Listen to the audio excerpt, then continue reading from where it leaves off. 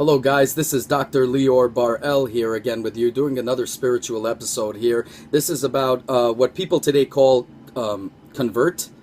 I call return. I just want to make sure that you guys know I will use throughout the video the word sometimes convert, even though I don't like using it. I just got to tell you, I call it return, and I'm going to explain it to you why. Also, and I don't like using the word Judaism because we're not a religion. We are a nation. AM ISRAEL. That's the way we are. So we're the nation of Israel. But sometimes I will use Judaism just so I can express myself here that you guys can understand, because a lot of people, some people, have wrote to me and said, oh, what is an Israelite? I have no idea why.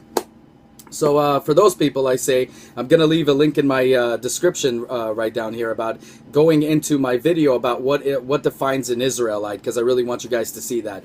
Okay, so basically what we're going to talk about today is the whole steps in being a convert and all of that, and how, because sometimes it can be overwhelming. I want people to know before before they get themselves into whatever they want to get themselves into, which is the truth. Once you know the truth, you want to walk in it forever, and you can't, I want you guys to know exactly what's going on instead of it coming as a surprise to you and, becoming overwhelming. So in healthy doses, so you know what you're getting into and all of that stuff. Okay, so first off, I'm going to say the Israelite, I recommend everybody watch the video about what defines an Israelite. My video is going to be in the description below. So first off, I'm going to tell you, so what is an Israelite? The spark of an Israelite is found in every human being today. Okay, and you could do, I heard there's DNA tests and whatever. You're going to find some type of Israelite blood, what they call Jewish blood, in you. And now, why is that, right? So let's go back a little bit. So well, a lot. Avraham Avinu, God said that your children will be as much as sands and stars, right?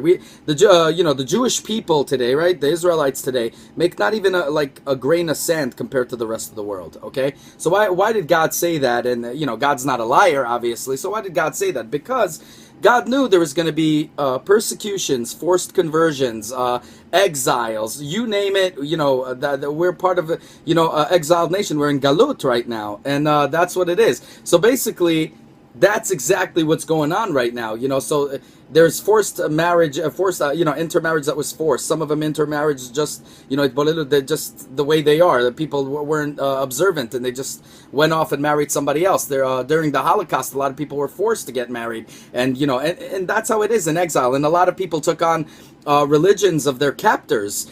For instance, the African Americans today, I mean, a lot of them took on Christianity, which came from their slave masters. The same exact thing happened to us, the Israelites in the past. We took on a certain, pagan beliefs and certain things, those of us that went out of the nation. That's what we end up doing. A lot of them end up joining Christianity, some Islam, some all around the world. So the spark of an Israelite is found everywhere, and God is calling his children back, and some people hear, some people don't. So today a lot of people are being called back, and some don't hear. Some, what happens is they believe in things like, you don't believe in this said guy, you're gonna, as a god and a messiah, you're gonna burn in hell. So a lot of them have problems letting go of certain issues, even though they think it's doubts made by Satan, which Satan is a tester. He's not a demon, but they think that Satan planted in them something. And, their religious leaders do a great job in trying to enforce their idolatry and their agenda on the people. So what do? You tell them, you don't believe in this guy, you're going to burn in hell. So even though you might want to make the jump into being an Israelite, your parents might not want to, in fear that their children will burn in hell.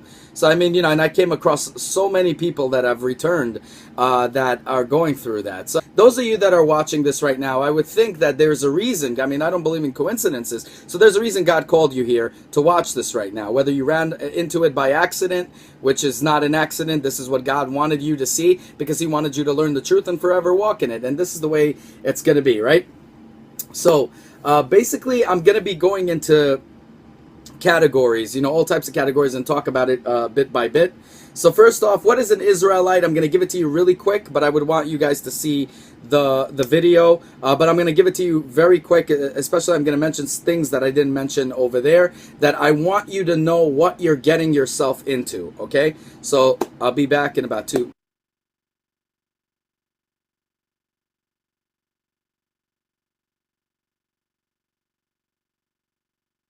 Okay, so now let's say you're thinking about returning right now. You wanna seek out the truth, and you wanna change your whole lifestyle. Now, I'm gonna start off with the negatives. Now, I want you guys to know that there's a lot of people. There's people that give you all the sugarcoat nonsense, and there's other people that are welcoming and tell you a little bit of the truth, and then there's people that tell you that that don't want you to return and are idolaters by definition, because they come between you and God. And these are the people that will give you horror stories. To me, I don't sugarcoat anything, so I'm going to separate them and give you the absolute truth, as I always do. So first, we're going to start off with the negative parts. It's not negative to me, let's make that clear, but it's negative to a lot of people who are making the jump. They might find it as negative. So it's very important that you guys understand. Okay, first off, okay, understand that we are an exiled nation, and we are the suffering servant in Isaiah, which it speaks about. Obviously not Yeshua. That's a big misconception, which you guys could look in my video for the Messianic churches and stuff like that I explain how they're fake, and I go into that. But, check that out. But the thing is, that's nonsense. We are the suffering servant, Israel. The world hates us, okay? No matter how much politically correct, my Rabbi Meir Kahana, God rest his soul, he used to say, they might say they love you, but you don't find out till, you're in a bar when they're drinking their schnapps, and then they come and they say what they feel about you. The world does not like us, because a lot of the world is jealous of us, because we are the chosen nation, and they can't accept that. And some of them think that we're God killers, so they think we killed their God. Before, a person who killed your God would become a god. Today, apparently, in their culture of idolatry, you kill, even though we didn't kill the God, it was the Roman filth, but, whatever, according to the stories, we killed the God, we're to be persecuted, whatever. That'll never happen again. The word never again, make sure you guys know that. Even the Christians understand that. Christians, Muslims, never again. Understand what that means, look it up. Anyways, now we're going to go into what Galut is. So, we are in Galut. We are an exiled nation. We right now are seeking to do tshuva. All of us, we're seeking for that day that the third temple will be built, and that God will come back, come down and make His presence upon us once again. Even though He's always here, but I'm saying, His presence to have full, that will be, the Mashiach will come and everything will happen. So that's just to know. So we are in Galut. We are the suffering servant, and when you're going to be in this nation, you're going to suffer with us. You're going to take that yoke. Now, some of the Israelites obviously don't care about the yoke. They don't hold it on them. Those people that don't follow laws or anything like kosher laws or anything like that are going to be people that don't really care about the yoke. But I explain what an Israelite is. An Israelite is a person who keeps the commandments. Okay, let's get that straight. So, you need to keep the commandments, and these are, there's a ton of commandments. There's more expected. You're no longer required to keep just 7 basic laws. You are here, you're going to be here, responsible to keep a ton of laws, starting with kashrut. I mean, kashrut, circumcision. The circumcision, some people that are, there's even people that are born, that are circumcised, or people that have it once they're born, the hospital does it for them. Those of you that are, it won't be a problem, because you just take a, they'll make a prick to take a prick of blood, out of you, and that'll be it. But for a lot of people that don't have it, especially people that I know that made the jump, end up having to go through a circumcision.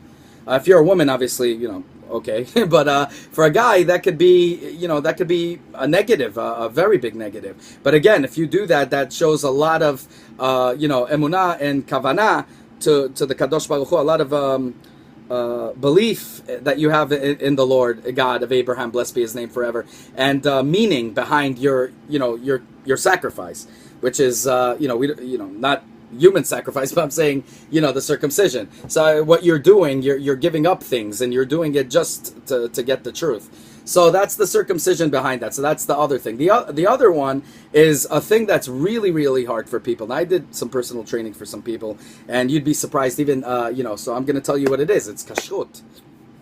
Kosher food limits. A lot of people say, oh yeah, I could keep kosher. But here's the thing. Could you really keep kosher? I mean, if you're going to go away to another country, could you say, could you just eat vegetables when you're there? And vegetables that you prepare yourself, because you can't trust what they put in it. If you go to certain countries, they cook their stuff in pork fat and all kinds of other junk. You're going to be limited to what you can eat. You understand? So that's the thing. Now, for a lot of fat women and men that I was training, a lot of them, once I put that limitation, even those who are not Israelites, they end up losing a lot of weight. So that's a positive. But I'm going to say it's a negative for some people, because I even know people that are Israelites that don't keep kashrut, they don't keep kosher laws. And they just can't. They have to eat outside. They have to be able to eat out. They don't care. Well, to me, that means they don't care about God. But, whatever. That's, they don't care. They don't fear judgment. And therefore, they're not Israelites, which I explained in my video. You keep the commandments. You don't keep the commandments. You're cut off from the people. You're pretty much cutting yourself off from the people and cut off from the land. So that's that. Now we're going to go into, so the other thing is, it's to find a rabbi. We're going to go into that. But to find a good rabbi, now what defines a good rabbi? It's a rabbi that lives Torah and also knows his Torah, and that can be a chore in itself. So that could be pretty much the negative part. Again, not for me, but for those who are seeking to return, because there's going to be all kinds of people that I'm going to explain in the next segment right here, which is called how to find which kind of rabbi to find and all of that. Now, the positive side is, even though we're the suffering servant, even though we carry the yoke, even though all of these things that we are going through, you're going to be knowledgeable of what God wants. You're going to be, for the first time ever, okay, living in the truth. You're going to be walking in the truth. And you know exactly what the God of Abraham wants. You're not going to believe in any more stupid idols that don't do anything, and men that died and are claimed to be gods and demigods and messiahs from the Roman filth. We're not into that right now. Right now, you are leaving that idolatry and you are returning. You're doing tshuva by how? By learning God's truth. Now, you understand, Judaism, we don't force our belief on anybody. That's what they call it, Judaism. But I call it, being an Israelite. But we don't force anybody to join us. Now, the thing is, we're supposed to be a light to all nations and be that light. A lot of us, unfortunately, lock up that light, and that's a sin in itself. And I don't know, have no idea who pulled that out of their butt, but that's a whole different story. The thing is, we need to be a light to all nations. And the only way we're going to be in light to all nations, that's what you're going to be joining. You're going to be joining that light. And what's expected of you is to lead by example. So you can't just say, you convert, and that's it, it's done, it's finished. That's it, as they call it, convert. You can't just say that. You have to actually learn of the Torah. You have to learn of the deeds and all that good stuff. And this is part of the positive, because you're going to be walking in the truth for the first time in your life. You've been living a lie all your life, and now you are living in the truth. And I'm telling you, I've seen so many people that returned or on the process of returning that are even much more religious. I don't even like you saying the word religious, but much more observant than a lot of the Israelite people that I know today. Okay, and in terms of emunah and kavanah, it's not a ritualistic thing anymore. You understand? So what happens is you truly believe you have sacrificed a lot of things. Now, another negative, I want to say this as a negative part, because this is a real hard shocker that a lot of people don't know for some reason.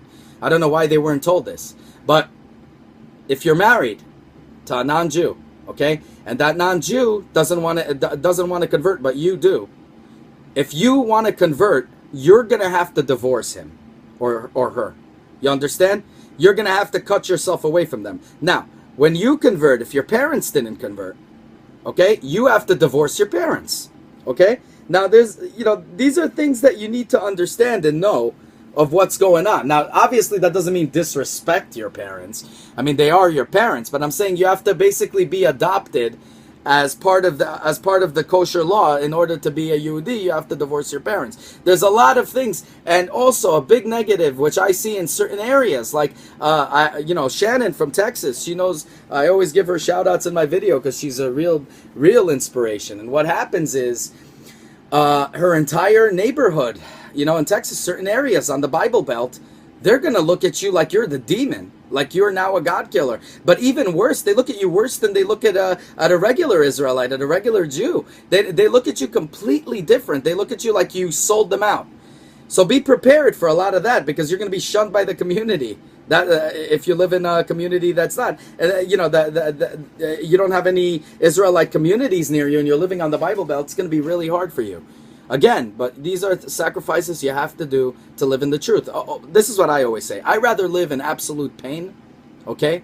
Pain and torment, I rather live in any type of anguish, but live knowledgeably, than living like a fool in ignorance. That's the way I feel about it. Now, if you feel like that, we're good, and that's what it is. And you shouldn't have a problem. I just want you guys to know the whole thing so you guys understand what you're getting into. Now, that's the positive side, is you're leaving idolatry and you're living in the truth. Is it going to be hard? Absolutely. Nobody says it's going to be easy. Nothing in life that's worth anything, that's worth a dime, nothing is going to be easy. Everything that's worth in life, anything that's worth in life is going to be worth a ton. Okay, it's going to put a lot of work and a lot of time behind it. So just for your information to know that. Now, we're going to go into the segment of what kind of rabbi to find.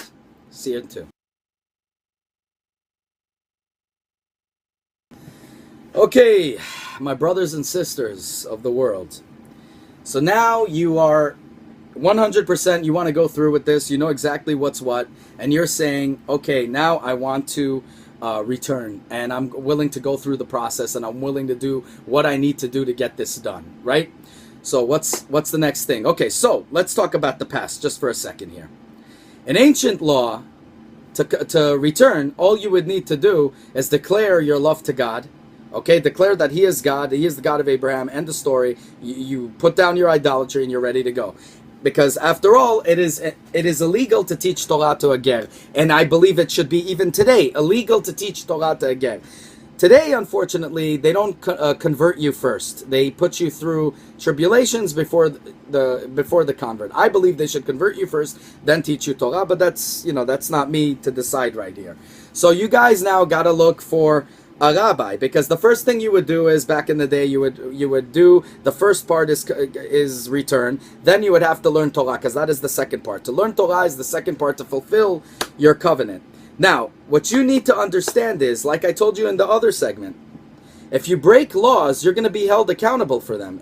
It's not like in Christianity where, they will be held accountable too, but they believe no accountability. As long as you believe in that dude, you're forgiven, which is not true at all. Absolutely not. Whether you believe in my brother or not, it's not going to save you. He's not your savior. Let's put it that way. So now it's full accountability, and now you have not 7 mitzvot anymore to keep. You have a ton of mitzvot to keep. Okay, so that's something for you, a ton of deeds to keep, and that's what's very important for you guys to understand. Okay, so now you're looking for a rabbi. Okay, what kind of rabbi do you find? Now, finding a rabbi could be a chore, a real chore. I had people telling me all kinds of horror stories. They come to me, they say one guy rejects them, doesn't even want to look at them. The other one's a little bit welcoming. The other one is this, the other one's that. Every rabbi is different, but I'm going to tell you guys something, okay? You are supposed to decide this, okay? Not the rabbi. The rabbi doesn't decide anything. He's going to, help you out. He's supposed to help you. If he doesn't, he's not the right one. End of story. The thing is, you want to find a rabbi that, okay, first off, knows his Torah, okay? Second, lives his Torah, which is so rare today. I've seen rabbis that they preach, but they don't practice what they preach. But I've also seen a lot of rabbis, like in the Chabad, a ton of them, that actually do tikkun olam, that go out there and make a difference. And that's the kind of, I would recommend going to Chabad, hands down. But, if you're looking for other places or whatever, just make sure that they know their Torah and they live their Torah, okay? Today, I'm going to tell you, a lot of people can get their smicha, whether it's through politics, whether it's through anything, or whether it's through hard work. But it is your decision. It's like you're the buyer here, okay? Because it's going to be your money, your time that you're investing. And most important, you're here to seek out the truth. So why would you want to go to a rabbi who doesn't know anything? Okay, just, some rabbis will tell you, oh, just give me $3,000 within, I've seen this before, even in Orthodox, within 6 months, I'll make you a convert. You can't do that. You got to go, because you have to understand, okay, convert is a snap of a finger. And, the second you're already putting down your idols, God already, which his opinion, above everyone's opinion, matters more than anything, knows you already as a Yehudi, as an Israelite, okay? And the thing is, now you have to learn the truth, so you have to learn the Torah. So you don't want it to be easy. You want it to be slow. You want to take your time with it. You want to understand it. Will there be holes and gaps in your knowledge? Of course. It takes years. It takes decades. Some people even live a century and still don't understand it. Okay, fully. But the thing is, you need to have a solid foundation, because this is a new journey you're getting into your life. If you're just going to come in and just dismiss everything, you might as well just stay back or be one of those Noahides. I mean, that's what it is. But the thing is, you're here to follow the truth, not a little bit of the truth or little bits and pieces of what you want. This is something that God wants. You made that jump fulfill it, make it fulfilling, make it have meaning. All right, and that's the way you gotta understand. So you gotta look for a rabbi who truly understands and lives Torah. And also, there's rabbis that understand and live Torah, but you might not be comfortable with them. You need to select one you're very comfortable with, because understand one thing: this rabbi is not going to be a person just for the day or just for the converting experience. He's going to be a major part of your life. Okay, he's going to be like a dad like a brother to you, or like a dad to you. It depends how you look at him, but as an uncle, this guy's going to be part of your life, and his community, the community that he's in charge of, is going to be part of your major life. Okay, you need to get into the community. You want to learn more. You want to ask him questions. So always look for a rabbi that you're comfortable with, and ultimately also look for a rabbi who's very patient, who's willing to answer questions, who gives you knowledge, but is also willing to hear and doesn't just stuff you with information, but is willing to sit down and hear your side of the story, your interpretations, that he can, that you can have a more fulfilling experience. Because after all, if you're just, people yelling at you all the time and telling you stuff, you're not going to learn anything. They're just giving you answers. But if you start interacting, that interaction is what is going to make you very powerful. And that's the type of rabbis you got to look for. Now, there's other rabbanim that are out there, and I'm going to be talking about sects in the next one. In the next segment. But about the rabbanim, you got to make sure that they teach you everything in high quality, okay? And, you're going to have gaps, you're going to have holes, it doesn't matter. It takes years to study it, but it gives, at least you'll feel like you have a solid foundation and know, the truth, that you can follow it and be stronger in it. And that's what's important. Now, there's also the type of rabbis, okay? So you have your rabbanim that are welcoming. Then you have your rabbanim that are not so welcoming, but they might be testing you. You understand? They want to see how passionate you are. So give it some time. I know I have some people tell me, oh, this rabbi looks like he hates my guts. Nobody really hates your guts. They either want you in or they don't want you in for their own reasons. If they don't want you in, it's a big sin. I'm just going to let you guys know that. There are now rabbanim in Israel that are, which I call, they're not Jews. Okay, so they have those ones that are in Messianics, that are not rabbis. Just for your information, look at my Messianic video. And then you have those rabbis that I call them equivalent to Messianics, because I call them idolaters, that they're found even in the Orthodox, which do not down Orthodox, and I'm going to talk about it in the next segment, that they're good. It's just they have a sect of them, people of them, that are idiots. I mean, from every brand, you're going to have a moron who's a dumb piece of dung that doesn't belong in the Israelite community. And that is the people that are anti-conversion. Okay, those who are anti-conversion, first off, they apparently do not know how to read Torah, so that already, you can terminate them, because they don't understand Torah. Because what does it mention in Torah, in Exodus? Anything that comes between man and God is what? Idolatry. Now, God didn't say anything that comes between an Israelite and God is idolatry. He said man. Now, why did he say man? Well, let's take a look at that. Because God knows that his people are going to return. But if you have these pieces of dung out there that are anti-convert, they have become a wall to come between you and God. So what does that mean? It means they're idolaters. So you don't belong there anyway. Just terminate them, toss them out. Don't even talk to them, because some of them have, there's so much politics involved today, unfortunately. And you don't want to enter that kind of position. That's another big negative. So you don't want to enter that position. Terminate them. Don't let a few bad apples ruin your experience for the whole thing, because it is the most beautiful experience you're going to have. I have to emphasize that. Okay, but I'm not sugarcoating, and like I told you, I'm telling you the straight up answer. If you have an anti-convert, he is an idolater. Don't get mad. Look at it as a tribulation. Our brother, Satan, okay? God made Satan for a reason, to test us, okay? So Satan is testing you. He's not the demon Christianity believes him to be. He's the tester. All of these are tribulations, but also God wants to see, just like in the story in the Apocryphy of Tobias, God wants to see the struggle. He wants to see how you go through all the tribulations, and you learn to crawl, and you learn to stand. And that's what God wants to see. So, all these things happen for a reason. So just terminate them, get them out. They're idolaters. They're not Israelites. And if they want even to read in the book of Yechezkel, God clearly mentions a person who worships idolatry and abominations, which they do, because they're anti-converts, they become idolaters, and they don't keep the Lord's commandments, okay? They shall be cut off from my people and cut off from my land. That means by law, they are not Israelites. If anybody needs a convert, they need to convert, not anyone else. Anyway, so those guys, you terminate them. They are not worth a single cent. They're not even worth looking at. They're like, just completely turn away from them. Treat them like Sodom and Gomorrah. Look to the other way. Don't ever look back. Don't even need to deal with them. Don't talk to them. Don't speak to them. Avoid them like the plague. Okay, then you go to a rabbi who is welcoming, and that is the people that you need to seek out, because this is going to be one of the most amazing spiritual experiences, but also physical experiences that you're ever going to have. And I promise you, when you get out of this, you're going to have such a high calling. You're going to feel so good about yourself, because you guys are precious. You have to understand that God mentions this too in Torah. It's mentioned so many times, that the love of a convert, okay, the love of a person who is in Israel, who's returning, okay, because the person is not born into it. Okay, they gave up. Everybody that returns, okay, the rest of the Jewish people, the Israelite people, need to treat you like precious gems. Now, why? Because God values you so much, because you weren't born with it. You went through the tribulations and reached it on your own. You went through all this thing, and you should be put up on pedestals. Guys, you are the most inspirational people to me. I am a born Israelite.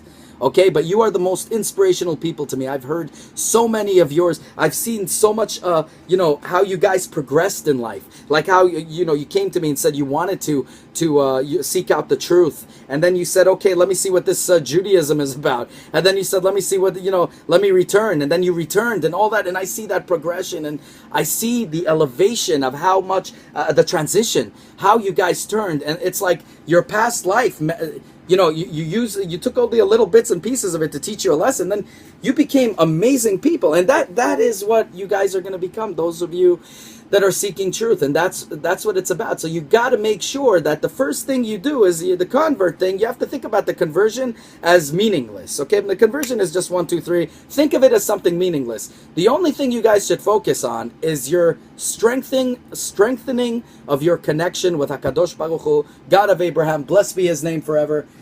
Oh, that's what you guys should focus on. So the only way you're going to focus on strengthening it is by living a Torah life, by keeping kashrut, by doing the deeds like Nerot Shabbat for the women to light candles for the Sabbath, for the man to do kiddush, and all of these things, all of the deeds that are required, the tefillin, all of those things. It's the most beautiful thing in the world, and you're doing it not because you have to, you're doing it because you want to. And I don't even have to tell people that return that. A lot of the Israelite people I do, because a lot of them are lost. 90% are secular today, unfortunately. That's a whole nother story I'll put together. But the thing is, you guys are different. You come in, you're taking it. You're going right into it, head first. And I see how you guys love it. You learn new things and you just enjoy it and you do it. And that's what that's what it's about. So you need to understand that you need to look for a rabbi that truly knows his Torah, and take your time. Take your time. Some people do it in a year. Some people do it in 2 years. Who's running after you? Okay. Do it with it. By God's law, you're already considered a Yehudi, an Israelite, by God's law, which matters above all. But now the second part is to strengthen your relationship, which is, by the way, I'm going to give you a little secret here. This is even for Israelites. Okay? Israelites even that are religious of religious are still working on, okay? Still working on, I don't like saying religious, but observant.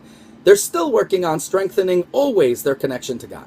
Okay? Now you have to understand, a lot of people say, why did God give 613 mitzvot or more, right? You have to be a God to keep that many mitzvot. And then there's people that have, explained it by, all of AM ISRAEL need to do all these deeds. But I'm going to go a little step further. Why did God give 613 mitzvot? Very simple. God knows we're not perfect. God knows we're just like the world. We're imperfect. But He created us perfectly imperfect because He wanted us to perfect the imperfections within ourselves and within the world. Tikkun olam. Tikkun olam is to correct each other, to correct ourselves, to correct the world. All of these things are really, really important. Now, it's like reaching for the stars, the 613 mitzvot, okay? Because a lot of people, especially in the Christian thing, I did my deed for the day. I did my deed for the week. There's no, I did my deed for the day or week. We have to always strive to do more and more and reach for those stars, even though those stars are really, really high and maybe they're impossible to reach. People said that it's impossible to go to the moon, yet they got to the moon, right? But they say it's impossible, but it doesn't mean you should stop trying. And that's what being an Israelite's all about, to continuously live a Torah life and to continuously aim to strengthen our relationship with God till the day of our death, and we're dead. And then, that's a whole nother ball game, which I'm not going to go into full detail on. But that's what I'm talking about. This world, that's what it's meant for, to find the truth and to walk in it and to strengthen your relationship with the Lord and to do tikkun olam. And that's what you need. You need to find a rabbi that believes the same way, that is patient, and take your time. I know a lot of people say, I don't want to wait a year. I want to wait I don't want to wait 2 years. I don't want to wait 3 years. Who cares? Okay, by God's law, you're already considered a Yehudi. Now strengthen your relationship. Take your time. Get the foundations. Take your time. Okay, don't rush it. Take your time, get to know. I guarantee you, when you get out of it, you're probably going to you're going to give insights to certain rabbis that you'll be even teaching them stuff. I've seen some people give interpretations that even amazed some rabbis. So I mean, that's the beauty about it. And also, how are you going to be a light to all nations if you don't know what you're talking about? You know what I mean? So at least here, you know what you're talking about. You're learning the stuff, and then you can be the light to other nations. You know what I mean? And give them the truth. And that's really what it's all about. Now I want to go into sects. Okay, sects, which is right for you. Okay, so we'll see. I'll see you in about 2.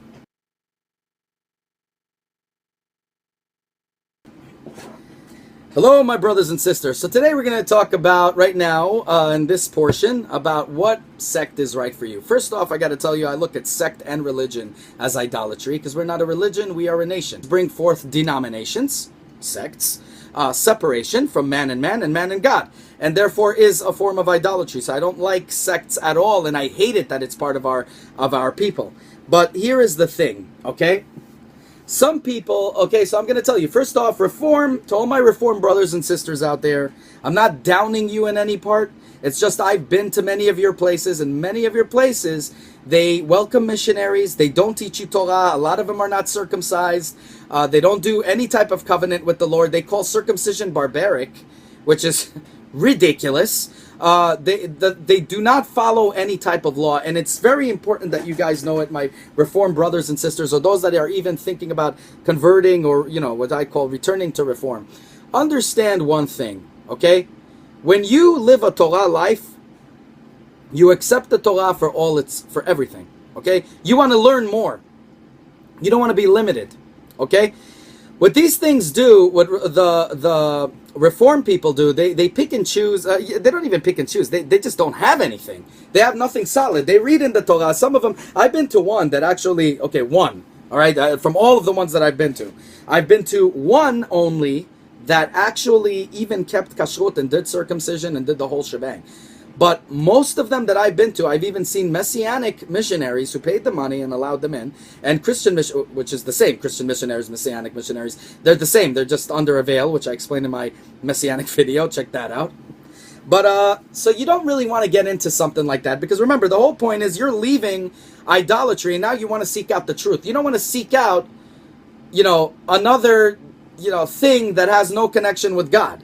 And that's what Reform is. I don't want to down anybody in Reform. I do look at it as a step forward. So those of you that are not sure, that don't want to enter Am Yisrael, that are thinking about it, and they're like lost, but they don't want to keep the laws, and be responsible for anything. Right now, I want to see what Judaism about. Some people want to see what Judaism about. So yeah, go to Reform. That'll be your first step. And then afterward, I'd like to see you jump over to conservative and then to Orthodox, okay? Because I'm going to speak about conservative in a moment here, in a couple minutes here. But that's the thing that I'd like to tell you with the Reform. So my Reform brothers and sisters, I'm not downing you. Those of you that know me know how much I fight for you, and you know that.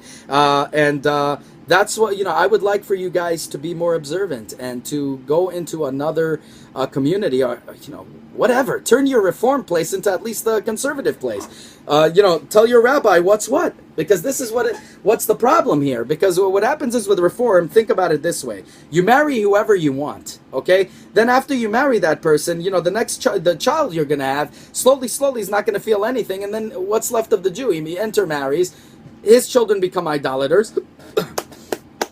No more Israelite. Now you have to understand also what is Am Yisrael in the Holocaust. Okay, people tried to kill us even before in the times of in 1492 in Spain and the exiles of Spain. Before that, in the destructions of the temple, every time people try to kill an Israelite does not die because his neshama, his soul, lives on. But the only way to kill an Israelite, and even our enemies know this, it's by making them fall out of grace. That's why the Messianic movement came into play. But how do you, how do you make a Yehudi fall out of grace? It's by making him not observe the laws of God, and by making God angry. Now remember, when you convert, whether you convert Reform or not, Reform, Conservative, or Orthodox, remember one thing. The plus is, you could say, yeah, God accepts me as an Israelite, right?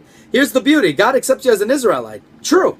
But also now you're expected to follow all laws, and you will be accountable for every law that you do not follow. Understand the fear of judgment Moshe Rabbeinu tried to put into our hearts, okay, that put into our hearts on his last day on earth. Okay, so understand that is the fear of God. That is what we need to have, the fear of God's judgment.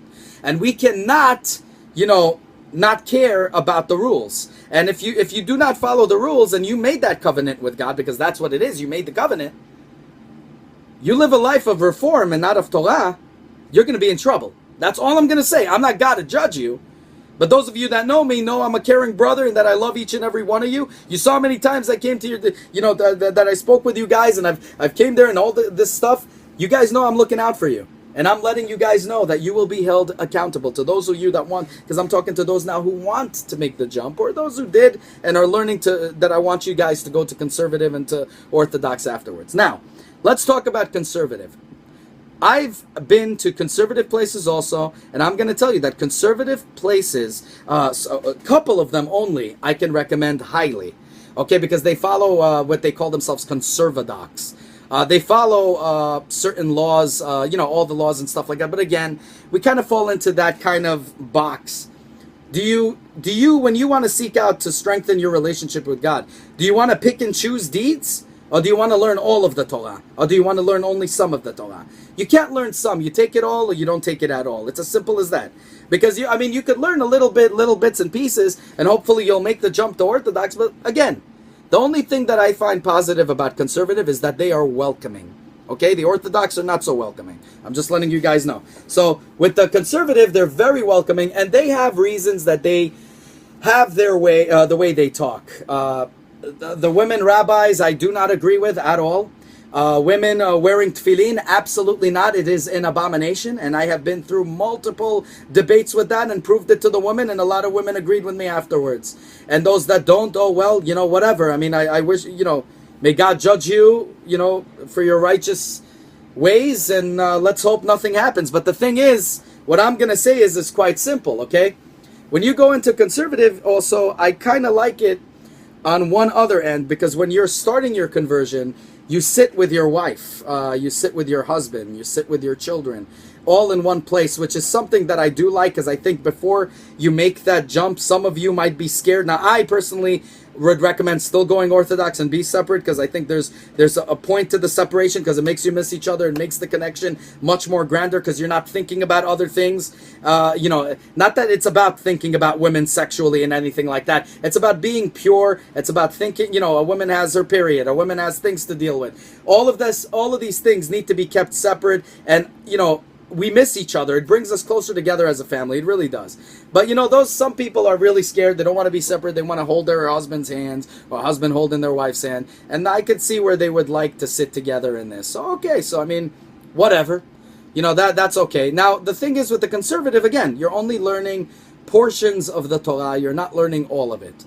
But it is very welcoming. I've been to all of them, and I could say one thing they all had in common is they're very, very welcoming. The thing, and also debates, even when I go against them and I speak against them, they welcome me, and they welcome debates. Where Orthodox, you would debate with them, and even though you would crush them, they would look at you as like, they don't want to look at you anymore. And that's a negative part about the Orthodox. But See, that's the way it is. Now let's talk about the Orthodox movement. So the Orthodox are not very welcoming. Depends again.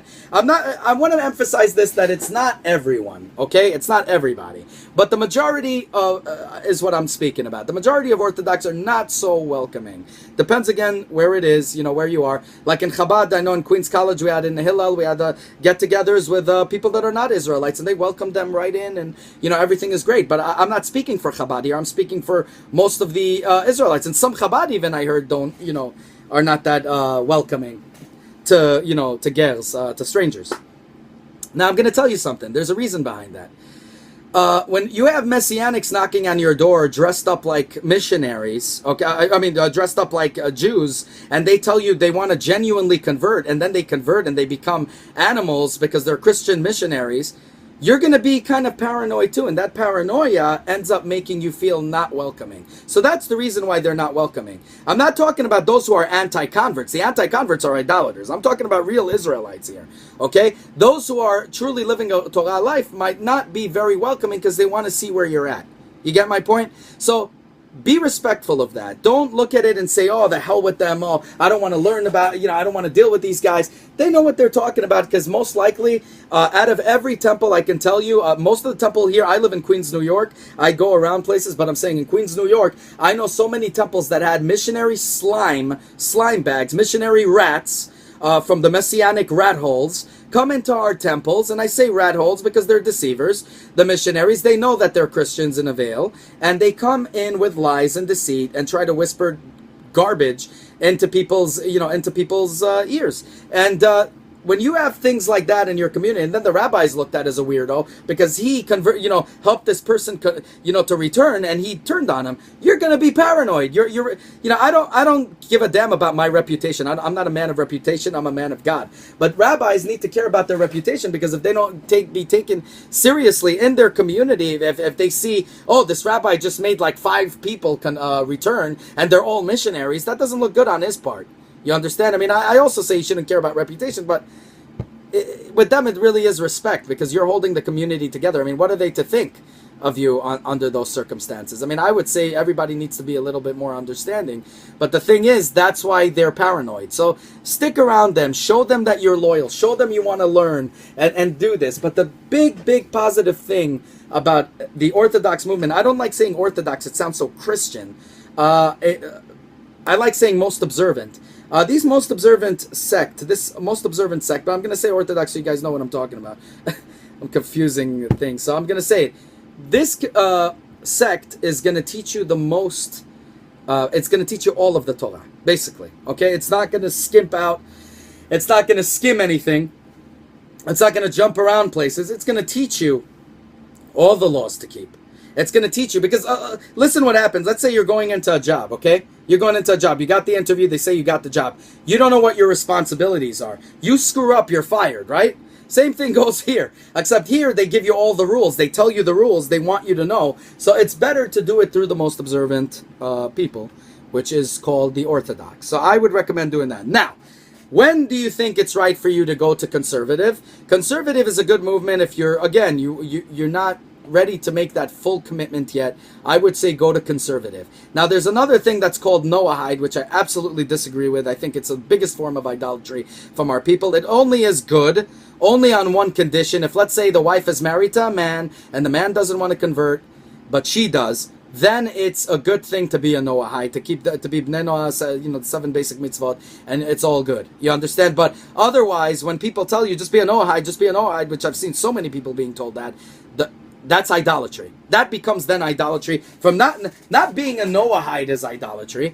but being the person who sends you to the Noahide when you want to genuinely return, and they tell you be a Noahide because you live far away from them, okay, too far or whatever, then in those circumstances, that is idolatry. Now, there's also self-conversion that you guys can do, okay, which obviously I'm going to go into that later on in the sequences of what you need to do, like the Brit Milah, the sacrifice itself, kapara, also Tvilah in the mikvah, to be dipped in the mikvah, and all those things. Those are the three major important things, and then be part of the community. But if, let's say, you're not in a place that has any type of community, like I have a friend in Pakistan who, if he converts, they'll freaking slaughter him. They'll butcher him to death. So, you need to you would be able to convert yourself till you are in a different situation where you move into Orthodox, let's say, place or conservative place, and then you could be part of those communities. But till then, like that guy in Pakistan, my friend, my contact in Pakistan, the best way to do it is to convert yourself, follow the laws of God, and like that, it's not sakanat chaim. Remember, sakanat chaim is danger to life, and by God's law, anything that causes danger to life, you're even allowed to break the Shabbat. The Shabbat laws you're allowed to break to save your life. That's how much God cares about you and loves you. Okay, so you have to understand. So in those kind of situations where, let's say, there's no sects whatsoever that'll help you, you can convert yourself. Now, when you're going to move to a different area, you're going to look at it as like an initiation in a fraternity. You're going into a different area. You're going to be meeting a new, being part of the community is a big part of the mitzvah as well. So look at it as now you have to prove yourself worthy of being part of the community by being initiated, by studying Torah, and go through the conversion process again with the Orthodox community. That's the way you look at it. So don't be too turned off from it, because I have a person who returned, who actually did that, who self-converted himself. And when he moved here, he only had a reform place near him, and they put him through hell and ripped him off. And oh God, it was like the worst thing you could ever imagine. Reform too, which is so ridiculous for that to happen. Then when he moved to New York, the Orthodox community was hard on him. He needed to pay money to be here and all this stuff, and it was just one big balagan, big mess up, big screw up, and he was really pissed off. And I told him, don't be pissed off, look at it as an initiation, and now you're doing it again to be part of the community. And so he did, and so he spent time, and now he is, Jake, if you're, give me a shout, I'm giving you a shout out here. So, I mean, that's what it is. So, that, it all comes down to that. So if you live in a community where there's only conservative, like my dear friend and sister, which I call sister, my sister, because I call everybody my brothers and sisters. My sister, she lived only in a place where they had a conservative temple near her. So she needs to go through conservative, and that's it. It's better to learn a little bit than not learning anything at all. But again, I'm against that too, because about just this thing. I don't believe that you should allow the sects, because sect is idolatry. However you looked at it, it's a denomination. Don't let the sect mold you. Don't let the Orthodox mold you. Let them teach you the foundations. Let them give you a solid base, but don't let them mold you. Let Torah mold you, and sky is always the limit. Do not limit your interpretations. Do not limit your reading. Do not limit anything. Continue to strengthen your relationship with God, no matter what sect you're in. Even if you're in Reform. I know people in Reform that are living now, because I was telling them about the laws and all that stuff, that they'll be accountable, that are living now an Orthodox lifestyle. They're just part of the Reform movement. Okay, so all of these things are for you guys to understand, okay? But, so that's basically what sect would be, right for you. But again, I got to emphasize, I'm not talking about the sects I'm talking about that are welcoming, not welcoming. It's the majority, not everybody. Obviously, there's some that are not. But I'm going to tell you guys something. The sect that is the hardest, everything that is the hardest in life, everything is what brings you meaning. Okay? It's the things that have the most meaning in your life, the things you carry on with you for the rest of your life, are the things that have the hardest tribulations to go through. Okay, I used to play football. When I used to, get an easy run, I would talk about it for like 2 days. I'd be like, oh, remember when I got an easy run and I got a touchdown? Nobody tackled me. I ran through all of it, and nobody bothered me when I was in high school. That's what I used to say. Oh, and now I'm 34, and I'm talking about it, but really it's not something memorable to me. The thing that stays with me for so much of my life was in Game 6, when we were actually, we had like a best of whatever games, and I actually went through hell, got my jaw like almost broke when I got tackled, I got stomped on, I got all kinds of everything you could ever imagine. Then when I got that touchdown, and I practically got the wind knocked out of me when that, my body just happened to fly there. So that's the stuff I talk about mostly to my friends right now, because that felt like, oh, I worked so hard to reach that goal, and I got it. And that's the most memorable part, and the most thing that has emunah and kavanah, that gives me even more of an emunah, but most important, the kavanah gives me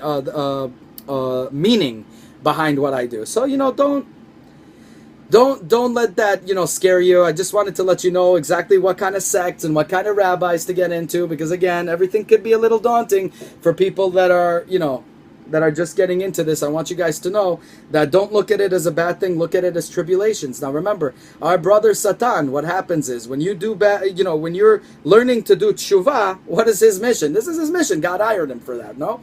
He's the tester. So now he's going to want to test you more. Like the story of Tobias. He made him blind and he told God to take away his riches, right? And make him blind.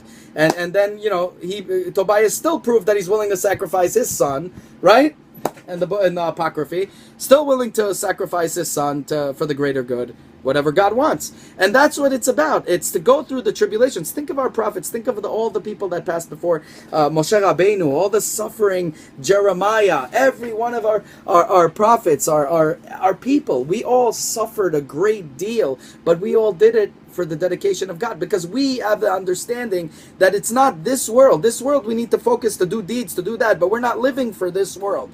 We're not living for the illusions and the material things. We're living for the Olam Haba, for the next world. That's what we want. We want to live with God. While people are too busy here focusing on what we want to live here, we're focused on how we want to do great deeds here and do the best and fix the imperfections so we can be in the next world. The world that is going to have, true salvation. And that's what we're really about. And I want you guys to understand that.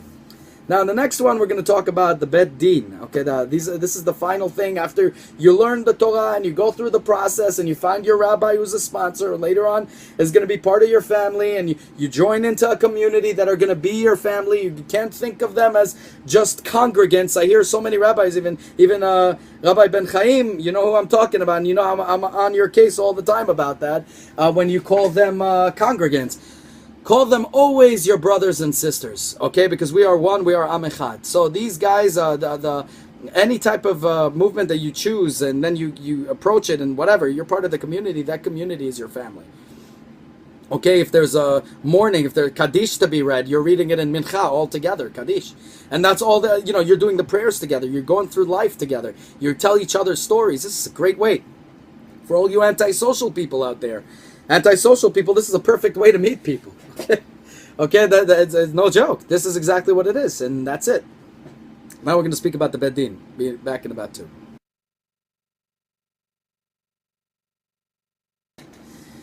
Okay, my brothers and sisters. So today we're going to be talking about the Bet Din. The Bet Din is comprised of 3 rabbis. Okay, pillars of the community. Obviously, they were, they're going to be judging you. They're judges, basically. Like in American Idol, you have judges. You got your 3 judges here.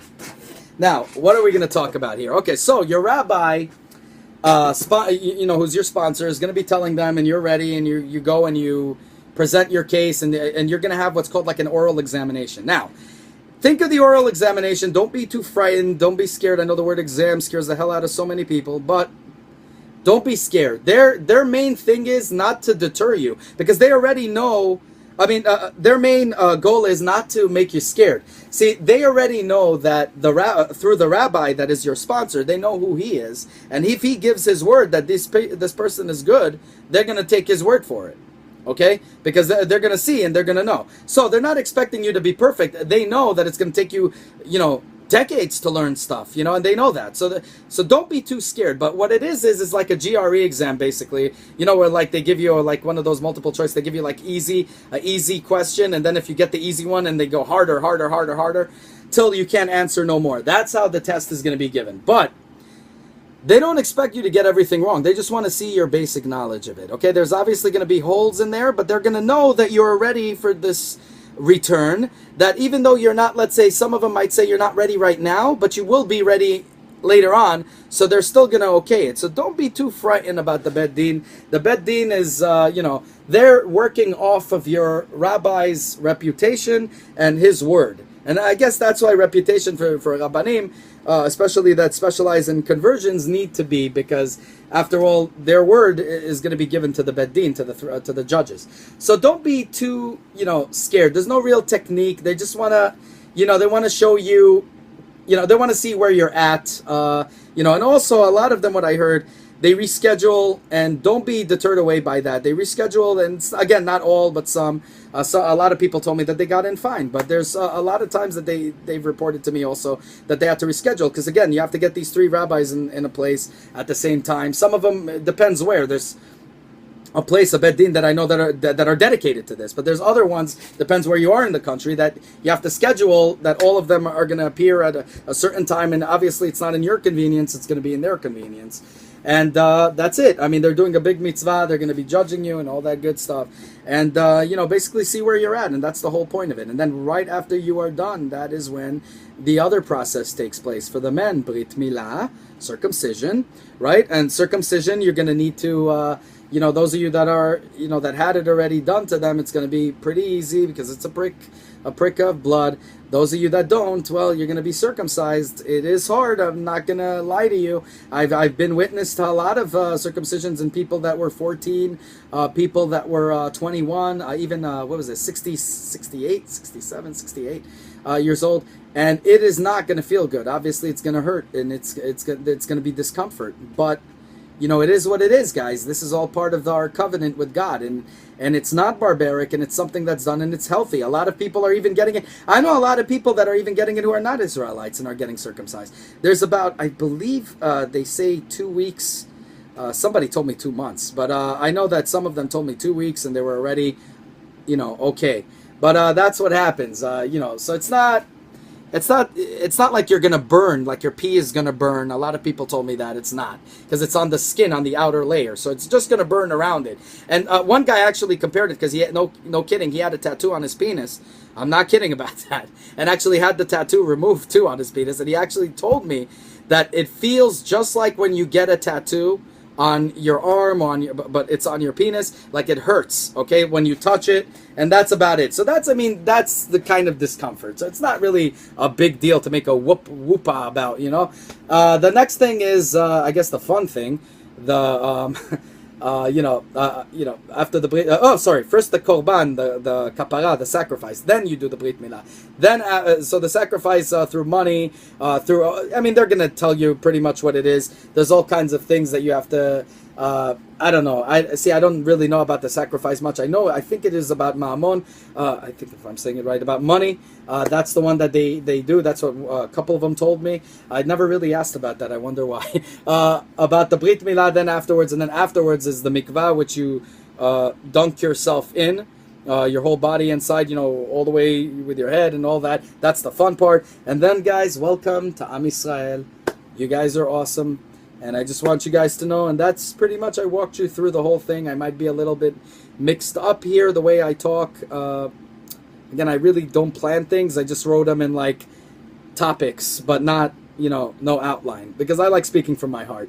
So, that's what I'm about. And I might speak all over the place, but those are the steps, and I want you guys to truly understand that. I love each and every one of you, and I pray to God that, you guys all see the truth.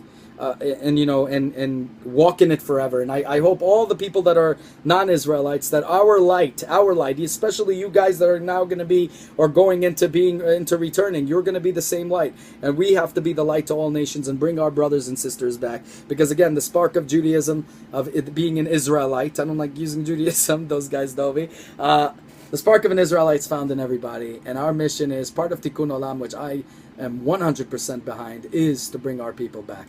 And to bring our people back from being those who were forced converted, exiled. We can't blame them for what happened. We don't know what their ancestors went through.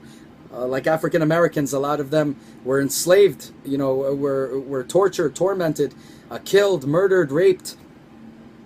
They've been through the same crap we have been through. A lot of them are from the from other tribes of Israel as well. But they took on religions of their captors, and it's the same thing. That's what happened to our people, and we need to bring our people back. We need to bring the African Americans back to AM ISRAEL, because a lot of them are Israelites. And if you look, a lot of the African Americans, especially, I know so many that are searching, that did DNA tests, and they saw how much blood they have. They have so much blood of Judaism in them. It's insane. So that's what we need to bring them back. We need to bring everybody from every corner of the world. We need to bring them back, and that's it. And sorry, guys, I'm a little bit tired today. I came back from work, and I just wanted to make this video to to let you guys know what's what. Now, I love each and every one of you, and I wish that, and I hope, and I pray to God every day that all my brothers and sisters will return back, whether you're secular Israelites, whether you're Reform, whether you're conservative, whether you're Orthodox, whether you're anything, whether you're not Israelite and want to come back. I don't care what you are. I want you guys back. I want you living a Torah life. I want you guys with me. I want you to grab my hand and be one with me. And together, let us walk in the Lord's truth and go, with our heads, wide out, with our heads up, with our eyes wide open, to embrace all our brothers and sisters and return them back from every corner of the world. And anybody that tries to doubt us, anybody that tries to exterminate us, anybody that tries to put us in exiles, my brothers and sisters, understand one thing. The words never again, okay? With my lips and with your lips, we will slaughter everyone. Just using one thing, it's called truth. Okay, we don't even need physical. We don't need physical. If it comes to physical, we'll win anyway. We have God by our side. So don't even fear. But we have truth also. Okay, God gave us truth. And with the truth, I'm telling you, we can and we will make a difference. The point is, once you return, I want you guys to be the light to all nations and to be a light amongst your people. A lot of them Orthodox, conservative, a lot of them also lock themselves up. And my Orthodox brothers and sisters and my conservative brothers and sisters, what I would like to say is this.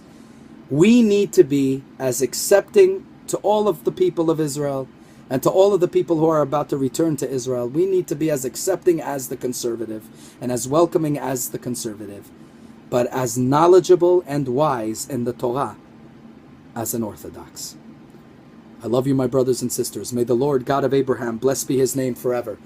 HaKadosh Baruch Hu, Elohei Avraham, Elohei Yitzchak, Elohei Yaakov, Ha'el HaGadol HaGibor VaHaNorah. May he bless you. May he give you vision to see the absolute truth. And may you walk in it forever. And may you embrace another and walk with another and do tikkun olam. And may you put that truth into everyone's heart and the fear of judgment and to everyone's heart to bring Am Yisrael back again. Amen. Have a good one, guys.